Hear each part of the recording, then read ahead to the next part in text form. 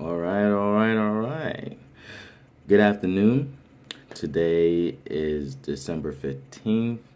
They're doing the premiere over in LA for the Star Wars Force Awakens. Wish I could be there. A couple of YouTube people I know are going to be there. Collider Video people. Man, I wish I could be there. But I can't. So, reality. Um, kind of blows. So what can you do, right? So this episode of Keeping to the Basics, first episode really, because I'm not counting the introduction, and still some things I'm tweaking. So I call it the poor man's reviews. But anyway, first topic I got out there is a painful one for me to admit because I know I'm gonna get a lot of people backlashing on this, but I sold my Star Wars Force Awakens ticket yesterday. I sold it, and it was for the 16th, the 17th, sorry, the 7 p.m. show, IMAX 3D, spared no expense in Omaha, Nebraska, and sold it. Or it got my buddy Chad like, "What did you do? Fix it. Get on Craigslist." And it's just at this moment in life, Omaha is pretty far from where I live. It's a big sacrifice. As much as I want to see the movie, I couldn't swing it. I couldn't swing it. And it pained me. It pained me really bad. Like, I don't think anyone besides us, how the media calls us nerds and stuff like that, besides the people that really have a lot into this movie, no one else is really going to understand why that hurts me. Because I woke up this morning and I was just like, whoa, I really did that. I really did that. And I literally was among the first when they went on sale right after the trailer at the halftime at the football game. One of the first. To this day, I got people in the town I live in that's like, "How did you get tickets?" And so it's just, oh, I can't believe I did it. But I had to do it, and it's really depressing. I won't lie to you. It's really depressing. I put some stuff on my Facebook about it because I was just like, I was feeling pretty bummed out that I'm not going to be able to see it for a while because it's sold out. I looked around to closer theaters and it's literally sold out all around me because I was like, fine, I just want to go see it in IMAX since IMAX is like almost 200 miles away. So I was like, I'll just see it in, regular 3D or whatever. And that's sold out for the foreseeable future. So, that want to start it off with the bad news first. And don't judge. It just, trust me, I'm already beating myself up about it. Next on my list, it's not a really long broadcast today. There's a couple of things I just want to talk about. The new Independence Resurgence trailer. Whoa. It didn't wow me. It didn't, like, I remember when the first trailer came out for the first Independence Day back in the 90s. This is before the CGI technology that we have today, obviously. And everybody was just blown away by this movie, which is why it was such a big blockbuster hit. It wasn't just because Will Smith was in it, because Will Smith wasn't a big A-lister really at that time. He was up and coming. And so, it was just a huge trailer back then, and everyone was just like, 4th of July, boom, we're doing it big. And you see this trailer, and I'm not saying it's a horrible trailer. I'm not, I don't need people hitting me negative over the head with this, but I'm being honest, and this is one of the reasons why I'm doing this channel is because I'm giving you not a biased thing. This is just straight up from my perception. And even what you're seeing people tweet about and people write about, there's a lot of people that's not really impressed with it. For it being an independent sequel, it's supposed to wow you. This is a blockbuster sequel. So you kind of have to follow up with, especially for it being the first trailer, is the introduction to this, and it's been decades since we've seen the first one. So you kind of want to come out punching people in the chest. That's just me. You know, you kind of want to give that wow factor. Like, I can't wait. Like when Star Wars did it last year, we were like, whoa, can't wait. Because before that trailer, people were scared. Like, is Disney going to do a good version? Are they going to do it right? And you saw that first trailer, and it was sold. Everyone was sold. We were like, boom, we're glad George Lucas sold it because we think this is going to take it to the next level. With this sequel, and I have to agree.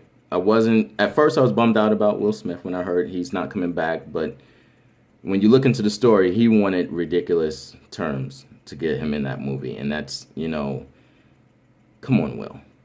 I'm a fan, but come on, Will. I mean, seriously, you really want to put your son in the movie, your real son, who's not a great kid actor or young adult actor. That's all I got to say. I was pretty upset, pissed off. Let me just say what I really was. I was pissed off when I heard those were the terms that led to him not being in the movie because the director did not want to put his son in the movie, and he was like, if you can't put my son, then you can't have me. So anyway, back to the trailer. Hopefully you guys saw it. When you go into that trailer, nice visual effects, I will say. That's not my problem with it. It just seems so generic. You know, like there was nothing that really wowed you. Yes, I was happy to see Jeff Goldblum back. Yes, I was happy to see Bill Pullman back. You know, yes, I was happy to see some of these key people. I wasn't really happy to see Vivica Fox. If you're not going to have a Will Smith, I don't really get her role. And then now she's a doctor. She went from a stripper in the first movie to now she's a person of importance and pivotal to this story. I don't get that. I think they should have just left her out of it because she's not an actress that's going to bring people into the movie theater. You know, you're not going to say, that's Vivica A. Fox. I'm going to go see that movie. They could have replaced her with someone else. And then making Will Smith have a son, which that's Bible. It's Bible. And if you're going to have her in some domestic role as that, fine. But when you watch the trailer, you see that she has a bigger, you know, she has a bigger role. Definitely the son. Well, I'm not really well known on the son. You guys can watch it and see if y'all really know the guy. He doesn't really look familiar to me. And I'm not saying that's a bad or a good thing, but you know, when you want to show a first trailer, you want to focus on things that's going to like blow people's wigs off, you know, and make them want to see the movie. Also, another thing that they didn't really get into showing the aliens. Fine, it's first trailer, but they gave you a glimpse of the ships. They kind of did the 90s trailer, but you can't do a 90s trailer in 2015 because then it comes off as cheesy or generic. You lose the wow factor, and it worked in the 90s. That's why it's a 90s trailer. You know, you can't bring an 80s trailer into this year because it just doesn't work. You know, so that was my thing. It didn't wow me. Like the trailer overall, but I'm still gonna see the movie because that's me.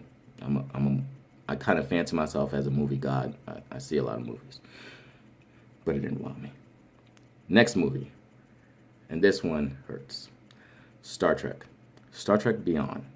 Some people say Star Trek, but the correct way to pronounce it is Star Trek Beyond. Excuse me. This one disappointed me right out the gate. There's no saving it. I'm still going to see the movie. But as a first trailer, again, what I just said with Independence Day definitely points to this, except for they didn't go 90s style. They didn't do like, you know, but at the same time, it just, no wow factor as well. And it just, for Star Trek, I remember the trailer for the first one was epic. The trailer for Into Darkness wasn't as epic, but it was still on the level of it blew you away. You were just like, oh, Khan. I think it's Khan, you know? And this one, I like that they're going to be on the planet. I like that it's not going to be just space. They're going to be on some planet, stranded, obviously, because, again, I think in every movie the ship gets destroyed. Even in the old movies, every movie seemed like it got destroyed. Which you kind of tend to wonder if the Enterprise is really as good of a ship as you say, because Millennium Falcon doesn't really get destroyed. It gets sabotaged a lot, but it doesn't get destroyed. So kind of makes me wonder the craftsmanship of the spaceship. If every time you meet an enemy, they destroy you, and you have to find a way to either fly a different ship until they rebuild it for the next movie, or you have to do some in space repair thing. I'm getting away from the trailer. My apologies. The point is, trailer disappointed. Watch it yourself. If you have watched it, 90% of you guys are going to agree with me. If you are a Star Trek fan of the new movies, seeing 1 and 2, seeing the trailer, and I'm talking about the trailer. I'm not going to predict on the movie just yet because I think the movie still is going to do good. But I think the first outing, when you give this little peek into the world that you're doing for the third go around, I think you sadly missed your opportunity. And you're going to have to, and it's going to make you have to come that much harder on the second trailer just to get people back into the awe. Because I'm not going to lie, I'm still going to go see the movie. You didn't lose my money. But because I understand that a lot of times the first trailers sometimes, unfortunately, aren't the best ones. You know, we can't judge everything by Star Wars or Deadpool. Red Band trailer, another amazing one, hit it out the park. The first trailer for Captain America Civil War, epic. You know, I mean, there's not one person that can sit there and say it was a horrible trailer. Star Trek, the music was wrong. You know, Beastie Boys, great group. You know, again with the 80s thing. I get Kirk was listening to it on the spaceship, but to play it throughout part of the trailer or make it like that tone of the trailer, I think you lost it. You have to go a Hans Zimmer or, you know, some kind of like orchestra type boom like they do in the first two movies, you know. Kind of do it. It's kind of like Star Wars bringing in, you know, some 70s retro song because Kylo Ren is listening to it while he's getting down with the Vader helmet. It doesn't make sense. So you can't. This doesn't make sense for a trailer. It doesn't make sense, and nor would it make sense in a Star Wars movie. Wow. Next thing, Deadpool. I'm talking about predictions for 2016. Wow. I spoke to a couple of my friends about this. 2016 is going to be big. It's going to be big. It's not going to be the biggest, but I think it's going to be the intro into the biggest movie years we've ever seen in the history of man and women existing on the planet. And why do I say that? Is because anyone that knows Marvel's Phase 3, DC's upcoming movies, Fox upcoming movies, you will find it hard pressed to say we're not headed towards a heart attack central from all the just gigantic movies that are coming out. Even Disney's throwing their hat into the ring, stating that they're going to release a Star Wars movie every year. They're going to do episode movies every other year, and they're going to do side movies on those other years. Like you're doing Rogue One, they're going to do a Han Solo origin story, episode 8 and 9, of course. They're looking into other stories. It's mind-boggling. So, starting right off February, Deadpool. It's like I was excited about this movie from day one. I was scared as heck about it because Deadpool is a superhero that is not for the faint of heart. Anti-hero. Let me correct myself.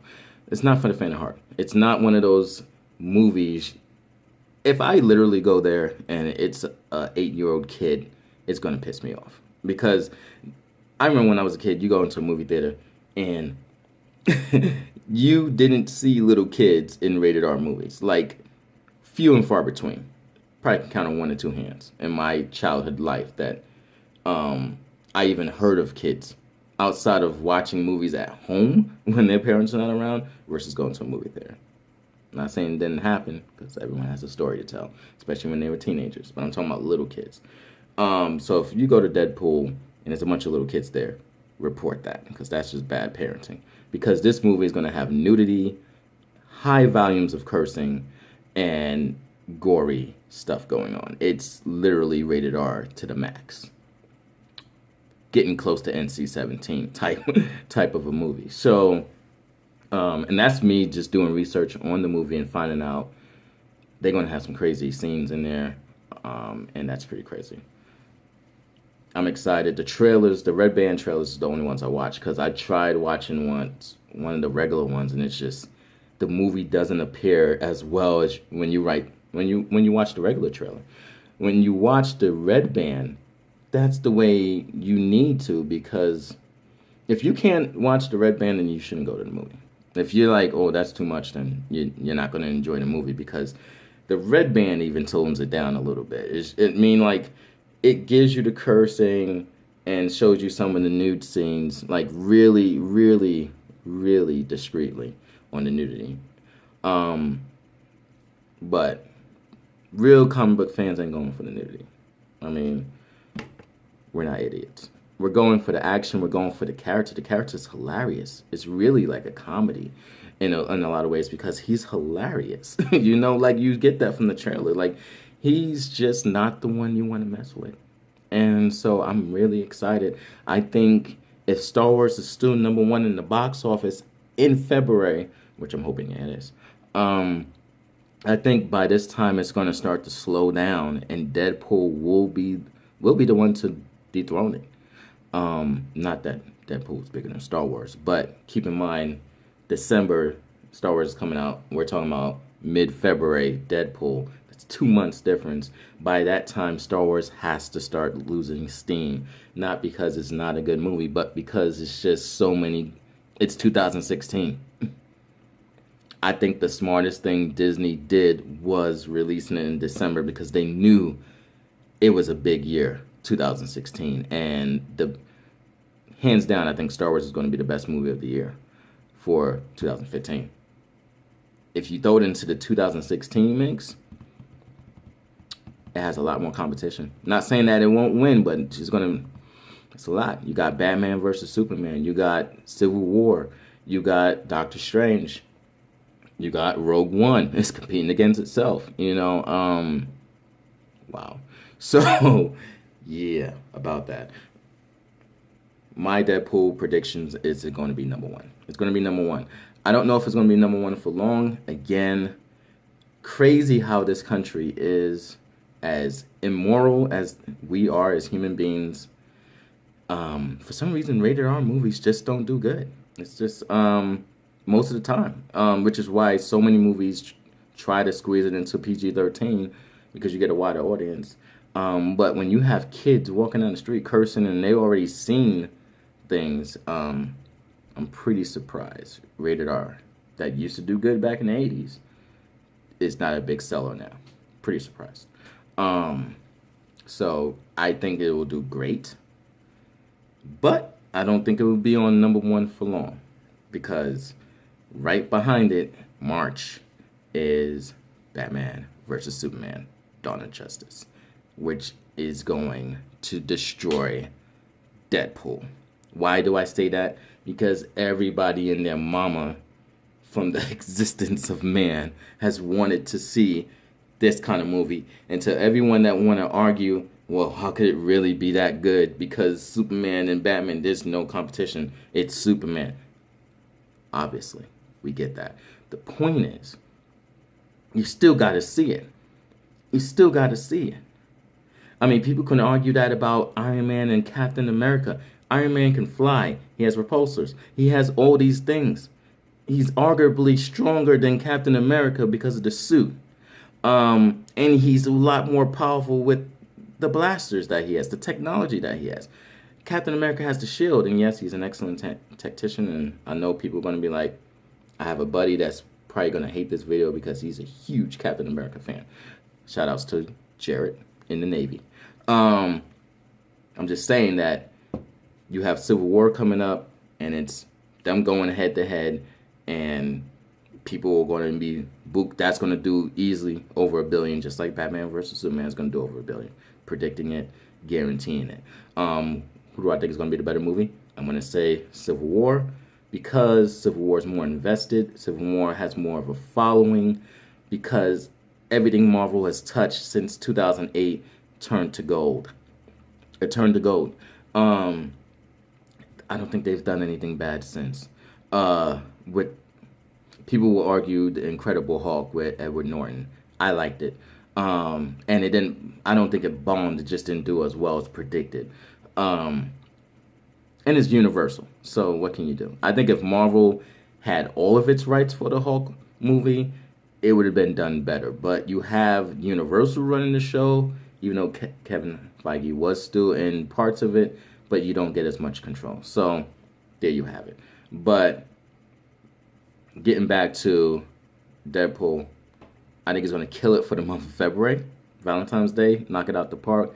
Right until March comes. I think it'll be #1 right until March comes, where it's going to get dethroned by Batman versus Superman.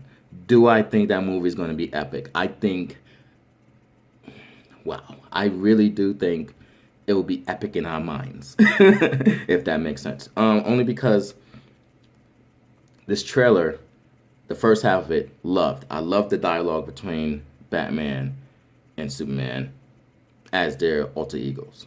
I loved Clark Kent and Bruce Wayne. I loved it. Right into the point Lex Luthor came in. Killed it for me. Instant buzz kill. I can't put it any better than that. Really, when he came into the story, when he came into the trailer, it was just horrible. And it wasn't the acting, it's just his portrayal of Lex. It was just, to me, horrible. Like, here you have a Lex guy, that anyone that knows the story about Lex Luthor, he's a serious dude. And he has sarcasm. So I get that. He's a sarcastic, serious sociopath. Okay? This is who he is. Very charming. He's very persuasive, very charming. Boom, all those. And very deadly. But when you see his portrayal, it's like it doesn't even look threatening. Hey, and some people, like, I love Collider Video, so I always give him shout outs. But John Campea was like, his thing is, he thinks that that's just him playing that way, and then the behind the scenes, he's the evil genius that we're hoping to see. If that's the case, so if not, if I go into the movie and that's who he is throughout the movie will lose some points. It will. And I think that's with everyone. I haven't heard one positive thing about Lex in any trailer that people have seen. I haven't personally. People saying that they ruined the end of the trailer by showing what could be Doomsday. That brought it down some points as well. I think they gave away too much in this trailer. I think the second half they gave away, because you bigged up this whole big Batman Superman fight, and then right near the end of this you throw in Doomsday, maybe Doomsday, and then Wonder Woman saving Batman's life, and Batman and Superman being cordial with each other, like, oh, I thought she was with you. You kind of took the sting out of the whole, boom, they bumping heads. Because Marvel, Civil War, not one time did they show you them going at it. It built up. It started with them just talking, anticipating things might go south. Then you see at the end of the trailer they're fighting. You don't see further down the road, oh, they're buddies going against the villain, which we all know is eventually going to happen, because there is a villain that's not Tony or Cap in Civil War. Okay? I think they said it's Zemo. Is what I'm hearing. So and you haven't even seen that character. Marvel did an amazing job. That's another thing. Same thing with Star Wars. Amazing job. Didn't see Luke. Amazing. Marvel Civil War. Didn't see Spider-Man. Amazing. That's why people are so happy to see these movies, because they don't know what they expect. They don't know what they're getting. They don't know what they're getting. So, wow. Batman v Superman dropped the ball. Is people still gonna see it? Duh. it's, it's one of those things that I think they could put out a horrible trailer and it still do 1 billion.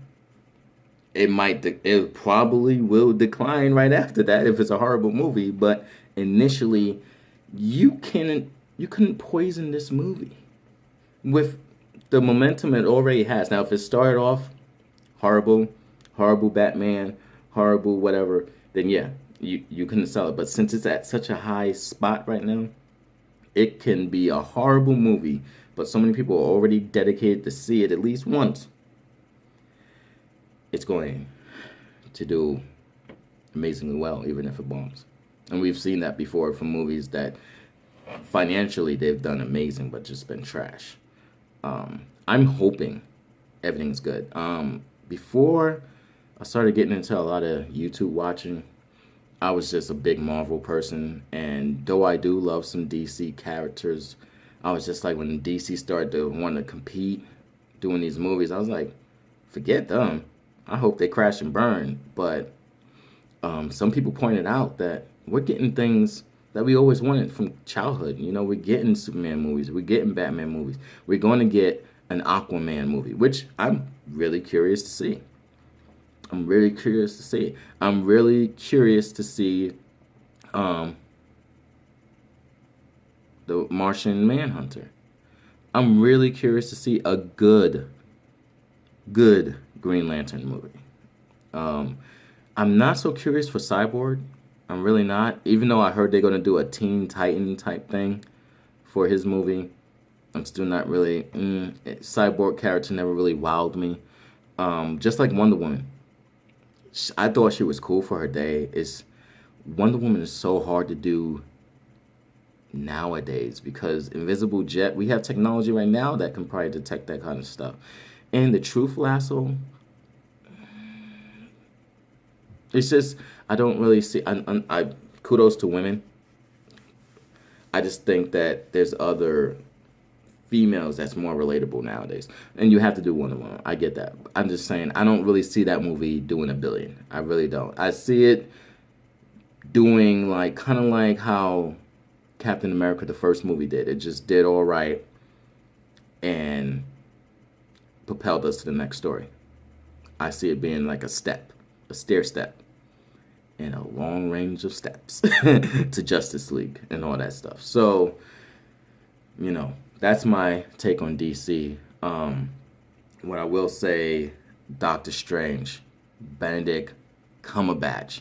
You couldn't pick a better Doctor Strange. I was hoping they picked him. I was so hoping. I heard they were thinking about my boy Keanu Reeves. And I wasn't mad at that. I wasn't mad at that because if you're going for someone that can't feel emotion, that's Keanu Reeves. Like nothing. He's a one-directional actor. Love him, one-directional.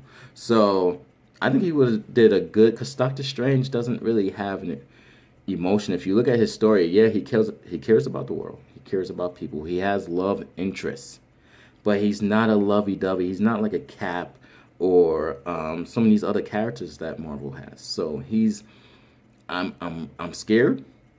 Marvel hasn't let us down, but this is why it's really scary at Marvel. Whereas DC, you're not as scared because they haven't dropped a bombshell on us yet. They haven't dropped such a great movie that you're like, I saw Man of Steel, loved it, but Marvel smashed Avengers 1. Captain America Winter Soldier, amazing movie. I love the Thor movies. And Iron Man. I didn't really care for the third one as much as the first two. But all in all good. Marvel's about due for a stinker. I'm very optimistic that this won't happen. But if it is going to happen, it's going to be with someone that's not well known, because they have mastered the art of telling Thor, Captain America, Iron Man, those stories. Now we're getting into stories that they haven't told yet. So we're back at square one, so to speak. And I'm kind of worried. Very happy to see Doctor Strange. Always wanted to see what it would look like on the big screen. But with Marvel announcing that they're not going to do the whole magic thing, really, they're going to make it more science grounded because they're trying to do reality. That kind of worries me. You know, if you're going to try and fit it into like an Ant-Man universe thing where it's just it's science and he's in this zone, like what Ant-Man did in his movie where he shrunk all the way down. Spoiler alert. So I'm really hoping they knock it out the park. It's Benedict. You know, they got a lot of A-listers in Doctor Strange. Another movie that I'm kind of worried about too is Black Panther. Which is why I think they made the huge focus of him in Civil War, because he has a movie coming out. So next year, I believe it's next year. Really excited to see that. So really excited, but again, you know, here you're gonna have a telling of a story that's gonna probably take place solely in Africa. You know, he's the king. So I find it hard to believe it's going to be a New York fight and something like that, because he's in Africa. If you watch the cartoons, and I'm pretty sure even in the comics, a lot of his stuff, he came from Africa to do a lot of fighting when it was some dire need. And then when he joined up with the Avengers, he stayed a bit more around there. But as a king, you know, he's a ruler. He can't just, you know, boycott his country just to be saving Americans or the world, but you get what I'm saying. So 2016 is going to be a big year. Rogue One, haven't seen a trailer, seen some pictures for it. Man, it looks good. It looks good. I was curious. I did some digging on the story. So it takes place between episode 3 and 4, which most people already know. And that looks... It's a compelling story, because, you know, when you watch the Star Wars movie, to the people that watch the originals, you kind of wonder, how did they get those plans? How did they get the Death Star plans? They say, yeah, it was really hard to come by. How did you get them? You know, just like with the sixth movie, where the lady was just like, a lot of people died to get us this. You know, well, tell us that story. You know, I'm curious. So that's what you got. And the sad thing is, there's so much more movies coming out, that like Central Intelligence, The Rock and Kevin Hart's movie. Or you got comedies, you got dramas, you got documentaries, and they're all being overshadowed by what I just said: Deadpool, Batman vs Superman, Civil War, Doctor Strange, Rogue One. I don't think I missed anything. Oh wait, sorry. Star Trek Beyond, Independence Day. Wow.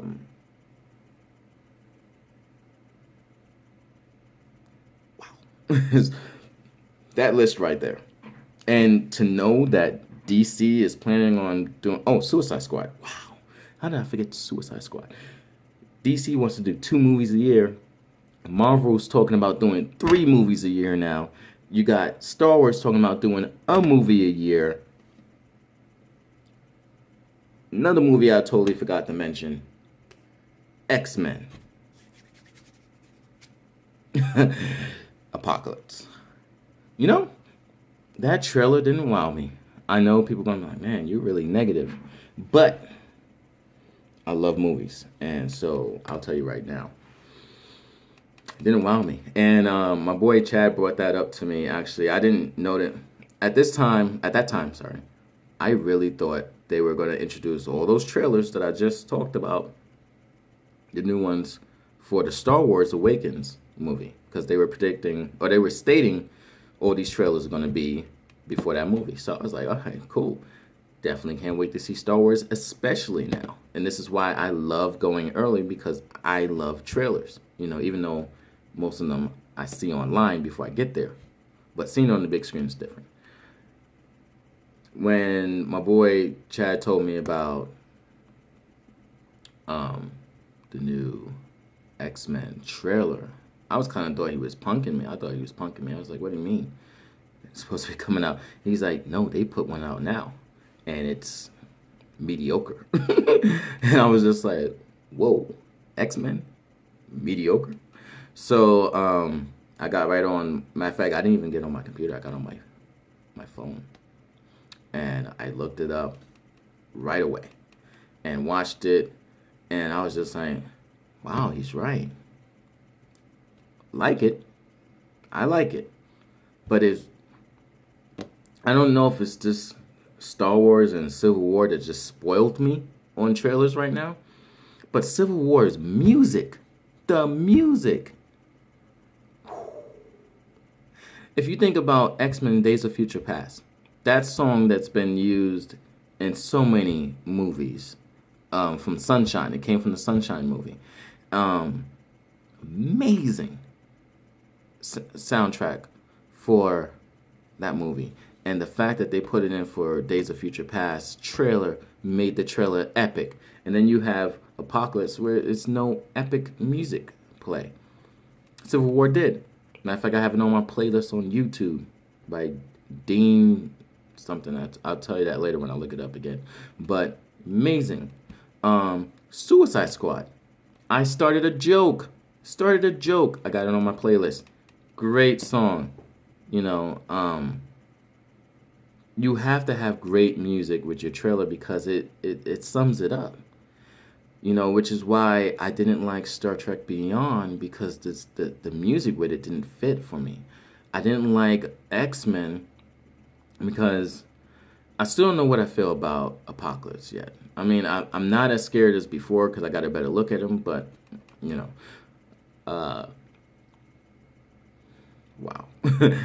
And I'm still not sure about a couple other things, aspects of these movies, but I'm still curious.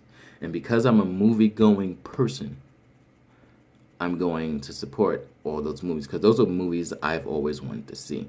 I always wanted to see Apocalypse. He literally is the most powerful mutant on the planet.